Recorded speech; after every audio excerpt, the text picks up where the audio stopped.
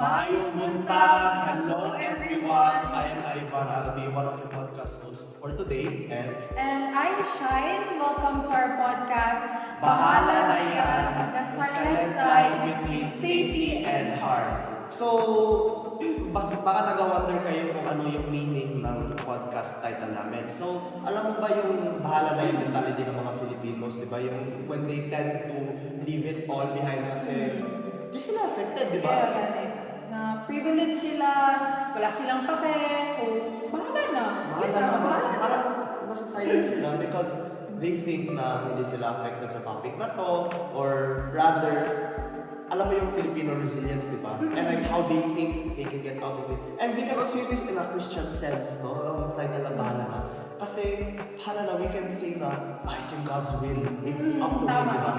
So, for today, we would also want to talk about how the youth can get involved in this law and how different participation, or how different acts of participation can help affect or like how we can show to the people that this problem is not only toward other people but also affects us. Lahat tayo already.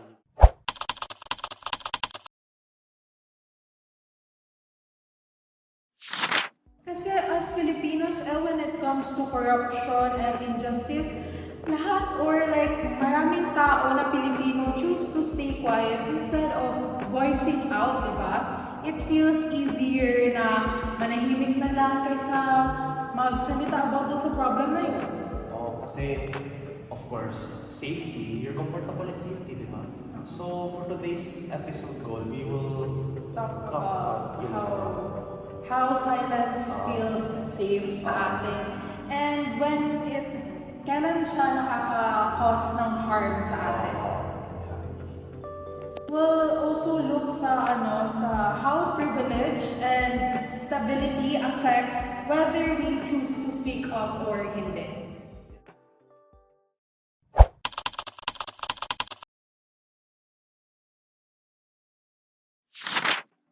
So, before we go deeper na, let's look into the problem first.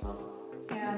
So, like, what exactly is happening in our society and how does the bahala na mentality connect to it? Kasi bahala na, usually, in Christianity as well, pwede siya mag-mean ng faith in God, or like, we have faith in God's uncertainty, kumbaga, no? Kasi today naman, it can mean avoidance, staying neutral, or ignorance din. Kasi this is when people feel powerless. When they feel powerless, sometimes they tend to choose silence. Kasi silence brings comfort naman. It gives us the sense na if we go silent, parang hindi na tayo involved sa problema, which is bad. Because when corruption is too big, staying quiet can feel yung safe way, di ba? Kasi when you stay safe, when you stay silent rather, edi parang kang nasa shell niya. Tapos, as Filipinos, we're very resilient, di ba? We say, bahala na to push through everything. It used to mean courage, but that resilience can turn into apathy naman. Seeing the same scandals over and over again, nakaka-drain na. And when resilience feels normal, corruption starts to feel normal too eh. The bahala na mentality can help us deal with stress. But when it comes to government problems, it can be really, really dangerous. Ang pag-ignore kasi sa corruption, it keeps on happening and happening the same cycle all over again. Seeing scandals makes us feel numb. And as soon as it starts to feel normal, yung bahala mentality, parang magiging coping mechanism na siya. It makes the something like, example, the flood scandals, it makes it like a trend rather than a problem itself because people tend to stay silent after that. And now that we have a better understanding on our topic, let's formally introduce our guest for today's episode, Miss Kathleen Marie Abelia from Section 11. Everybody. So, thank you for inviting me to your podcast. Your topic is actually a topic of mine that I find to be very passionate about.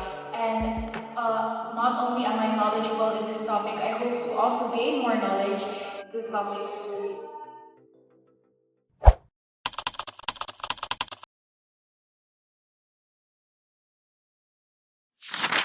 So, for my question, in your experience, bakit sa tingin mo yung mga people involved in this department choose silent even when they see these funds being misused?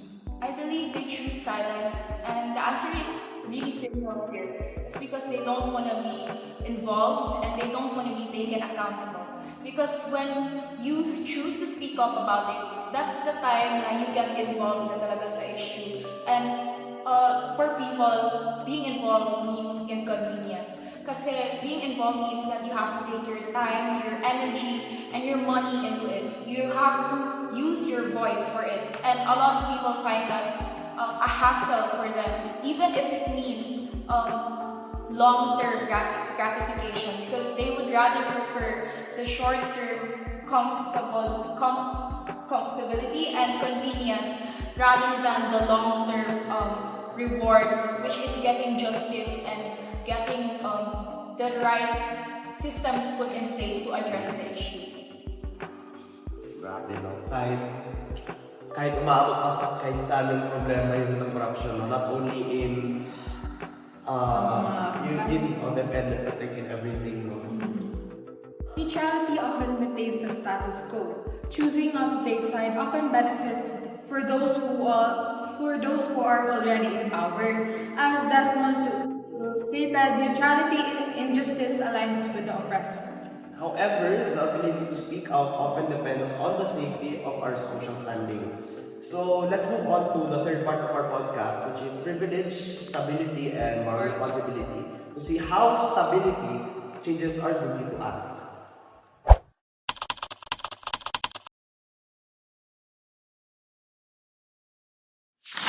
Katharina, we've been discussing kung paano having a stable income or private insurance acts as a buffer that protects us from the direct hit of corruption. But nag-worry ako na this comfort makes us blind to the urgency of PhilHealth or DepEd issues. And how do we bridge the gap between it doesn't affect me or this is an injustice I must address? Actually, it's a heavy realization, but it reminds me of yung mandate of the platform based on yung God yung spes ba yun? Basta those of us with greater access to education or social standing and safety have a moral obligation to speak. Our comfort kasi hindi lang siya blessing. The reason we have comfort is because of what I said earlier, our social standing. So it's also our responsibility now. Okay, so actually, what you said about stability, the sad truth here is that when people are comfortable with where they are, naturally as human beings, we don't want to go out of our comfort zones. And for the privileged, their comfort zones might mean not speaking up or not taking action to the things that they see, or parang even acknowledging or addressing that this issue exists. They would rather stay in the dark and be morally detached, so para they don't feel obligated or they don't feel inconvenienced to use their privilege to help others. However, as humans or as people, naturally talaga merong iba na mas marami silang resources or access to these help more than others. And maybe as humans or as the ones na in the middle ground, kasi we know na we're not the elites, we're also not the marginalized community. We should use our safe positions to demand audits of PhilHealth and DepEd funds. We should demand transparency from these aspects. And how do we do that if we're just in the middle ground, if we don't really have that much power? Maybe we can do this by supporting those who are in power and who are actually helping to speak up about it. We can use our platforms, our voices, as simple as social media posts, as simple as being informed or following journalists online who are speaking up about this. And we can also be informed ourselves.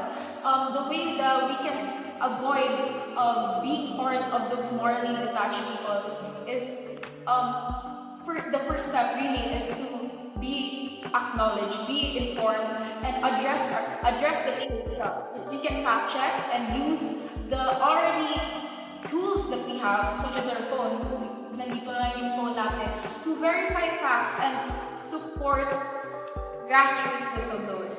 And lastly is we can practice solidarity. We can stand together as people instead of fighting each other. Because really, it's us versus the problem and not us versus each other. We can stand together as people in the middle ground to help those who are in the lower ground or siguro yung mga marginalized and ask more help or stand together to ask more help from those who actually have the best resources possible para we can come together. Because as I've said again, it's us versus the problem and not humans versus humans.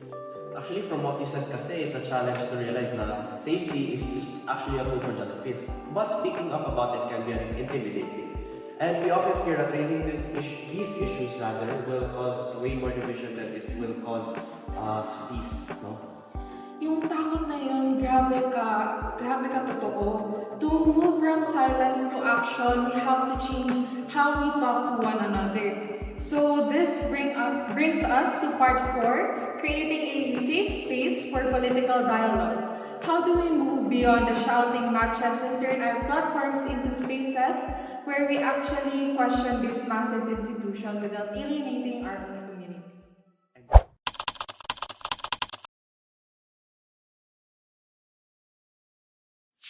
From your perspective, bakit importante na itong mga sensitive topics na to are carried out with respect and a genuine effort to be informed?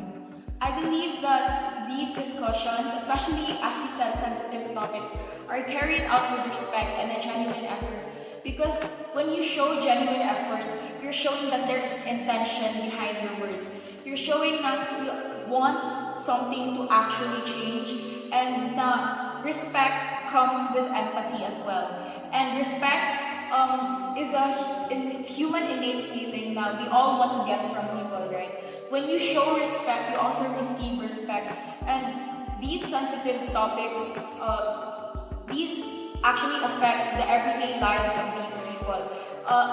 Although to some it might be a distant reality, to many it's the reality that they experience daily. And showing respect is actually the least that you can do.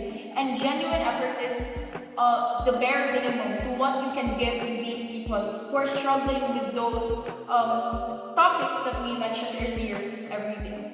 So, alam mo naman yung mga podcast and mga media platforms is like how people engage with dialogue or like how they engage with this topic itself. Kasi mostly digital naman tayo ngayon. So how do you think these spaces can encourage conversations that feel open or like non-dangerous? I believe na yung mga podcasts and media platforms, they're very digital and they're very contemporary or current to our world nowadays. A lot of people kasi katulad ng mga news outlets or mga scripted documentaries, they often feel, as I said, too scripted or too filtered for some people. They feel that they have to restrict themselves because baka hindi ma-approve ng media nito or baka may backlash na ma-receive. But I believe with podcasts, it feels open because in connection to my answer earlier, there is genuine effort and genuine intention made behind those words. It's not just to gain profit or it's not just to gain an audience with the discussions that they're having, but rather it feels authentic to the people. It feels na parang there's authenticity and genuine initiative behind the words that they're saying. Kaya it may feel open, safe, and constructive.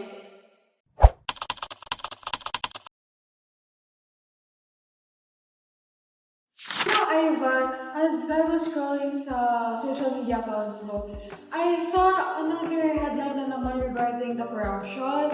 I look at the comments and half of them were saying, bahala na, wala na naman tayong magawa. It's so exhausting. It really is kasi nabasik bahala na saying we're so used to it na we've rebranded it. It's saying that we're having faith, that we're putting our trust in God. We're just saying na we're just giving up. Like, mahala na yan.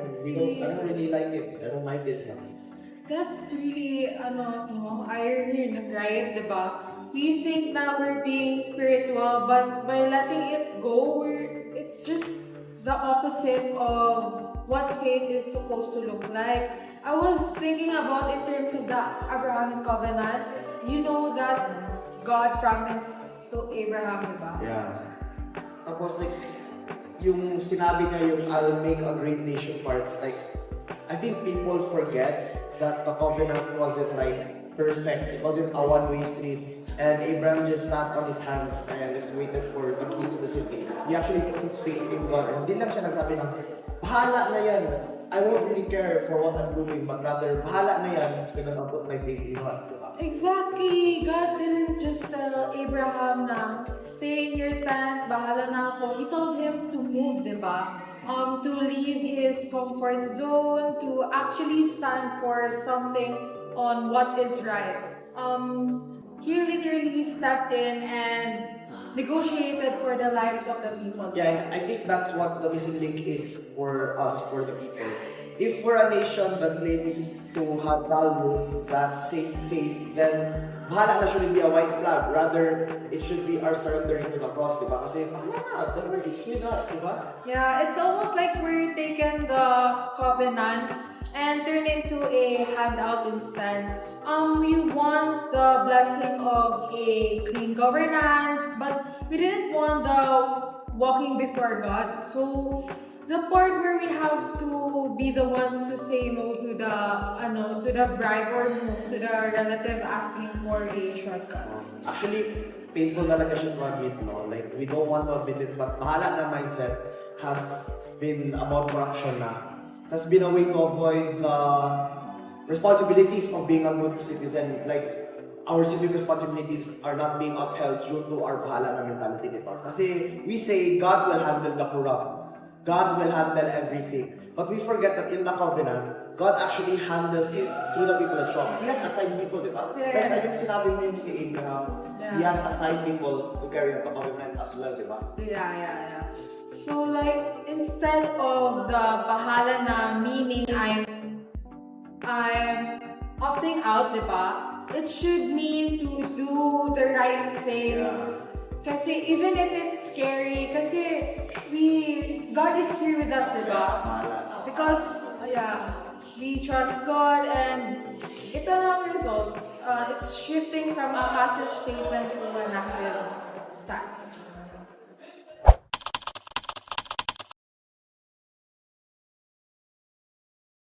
Dapat talaga, we should ask the questions with honesty, not just to know the what, but to know also the why, to promote the growth of fairness, unity, and peace. That's right. And we'd like to thank our guest speaker, Katrina, of course, for giving her insights about individualism and apathy regarding government corruption. So, okay lang ba if may last question ako sa'yo? So, how do you think we can encourage young adults to actively partake in initiatives to build a just or a right society? We can encourage young adults to actively take initiative to build a just society simply by being an example for ourselves, showing them how to do it or what it can be like, or showing a world where a just society looks like, a society of peace, a society of hope, and a society that grows with faith in God. Well said, Katrina. Thank you talaga. We hope this issue we can act upon this issue rather and work towards a better future for the Filipinos. We would also like to extend our gratitude to the people who took time to listen to our podcast. Always remember that your voice holds power. Speak about the issues that you see in our own community. And thank you for listening and have a good